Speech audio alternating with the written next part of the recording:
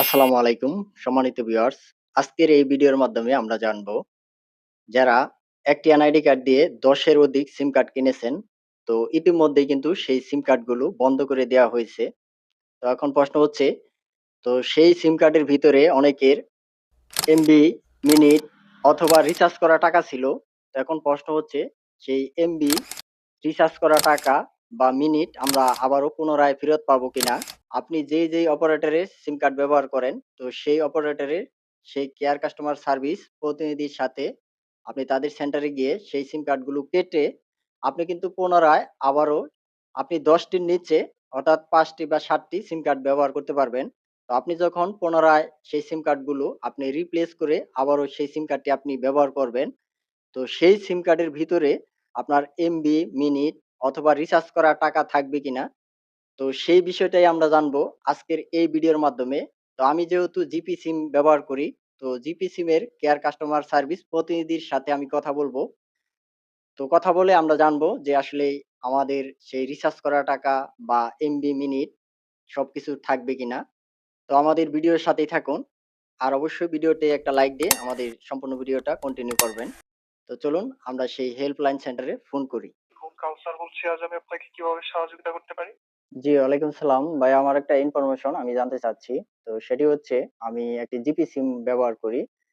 তো কথা হচ্ছে আমার একটি এনআইডি কার্ড দিয়ে আপনার ১০ এর অধিক সিম কার্ড আ কিনে ফেলেছি। তো সেই সিম কার্ড গুলো এখন আমি আরকি অনেকগুলো সিম কার্ড বন্ধ করেছি। তো কথা হচ্ছে পুনরায় আমি যে সিম কার্ডটি ব্যবহার করতে চাচ্ছি সেটা আমি রিপ্লেস করে ব্যবহার করতে পারবো।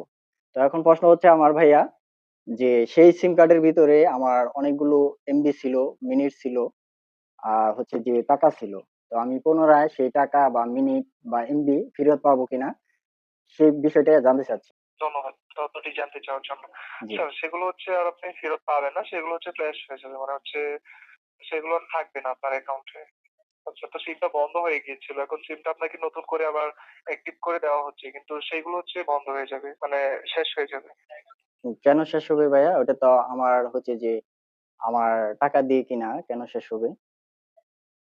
হ্যাঁ, আপনার টাকা দিয়ে কেনা সেটা ঠিক আছে। কিন্তু আপনি তো সিমটা যখন বলা হচ্ছিল যে আপনি মালিকানা পরিবর্তন অথবা বাতিল করে আপনি ১০ এর কম নামিয়ে নেন তাহলে বন্ধ হবে না। এখন তো সেটা সরকার থেকে বন্ধ করে দেওয়া হয়েছিল সিমটা। এখন গ্রামীণফোন আপনাদের জন্য সেই সুযোগটা রেখেছে। আপনারা যেন আবার সিমটা আপনাদের অনেক প্রয়োজনীয় সিম হতে পারে। অনেকে ভুল করে হুম। ভুলবশত হচ্ছে সিমের মালিকানা পরিবর্তন অথবা বাতিল করে ১০ বা ১০ এর কম নামিয়ে আনেনি।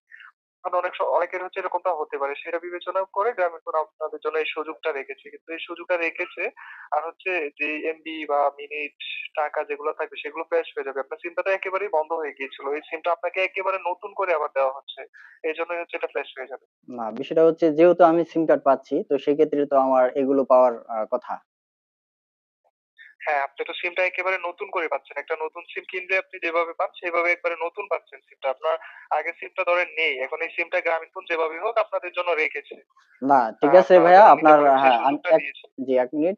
সেটা হচ্ছে যে আমি তো পুনরায় সেই নাম্বারও পাচ্ছি, আ সবকিছু পাচ্ছি। কিন্তু আমার সে পুনরায় আমার রিচার্জ করা টাকা বা এমবি, মিনিট তো এগুলো কেন আমি পাবো না? আপনি সিমটাই তো হচ্ছে স্যার একেবারে বন্ধ হয়ে গিয়েছে। এখন ওই সিমটা গ্রামীণফোন আবার নতুন করে হচ্ছে রিপ্রোডাকশন করছে। মানে একটা সিম নতুন করে আবার তৈরি করছে। তৈরি করে তারপর আপনাদের দিচ্ছে। আর সেই সিমে যা কিছু থাকবে তা তো ফ্রেশ অবশ্যই হয়ে যাবে স্যার। বুঝতে পেরেছেন? হুম। একেবারেই তো নতুন করে আপনাদের দিচ্ছে আবার সিমটা।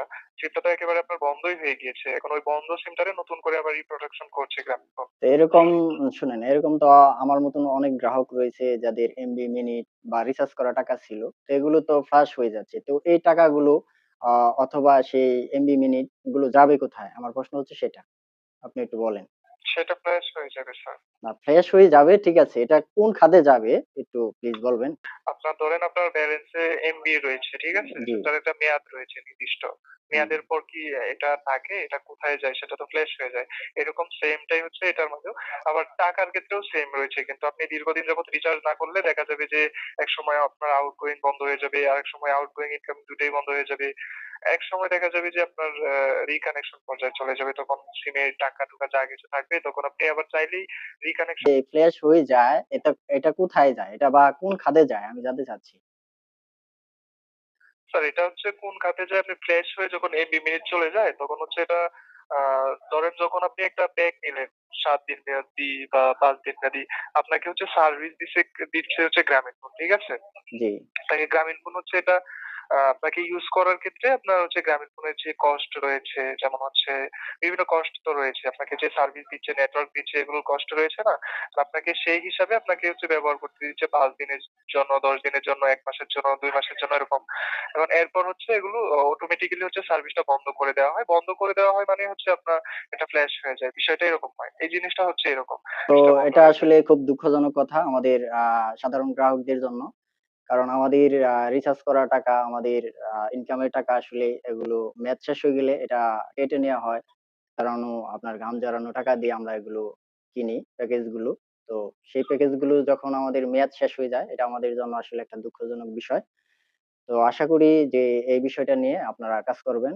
জি স্যার। আ যদি এরকম কোনো কিছু হয়ে জি। থাকে অবশ্যই হচ্ছে আপনারা তখন জানতে পারবেন স্যার। আশা করছি বুঝতে পেরেছেন। আহ সহযোগিতা করতে পারি স্যার? না আপাতত এই পর্যন্তই। ঠিক আছে। Okay sir. তো বুঝতেই পারলেন যে আসলে আমাদের অতিরিক্ত সিম কার্ড কিনলে আমাদের কি সমস্যার সম্মুখীন আমরা পড়তে পারি। তাই আমি কথা বলব যে অতিরিক্ত সিম কার্ড থেকে কিনা থেকে আপনারা বিরত থাকুন। তো এই ছিল ভিডিও। যদি ভিডিওটি আপনাদের কাছে ভালো লেগে থাকে তাহলে অবশ্যই ভিডিওতে একটা লাইক দিয়ে ভিডিওটি শেয়ার করে দিয়ে আমাদের সাথে থাকবেন। তো সে পর্যন্ত সবাই ভালো থাকুন, সুস্থ থাকুন। দেখা হবে নতুন ভিডিওতে। আল্লাহ হাফেজ।